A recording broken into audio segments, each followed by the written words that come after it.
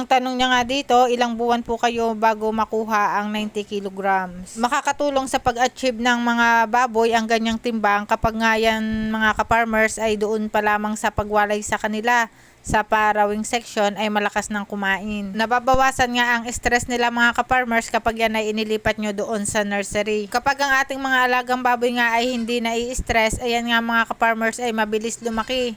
At hindi nga yan mga yan nagkakasakit. Unang-una mga ka-farmers na nasa ikinagaganda ng ating mga baboy ang kanilang genetics o yung kanilang lahi.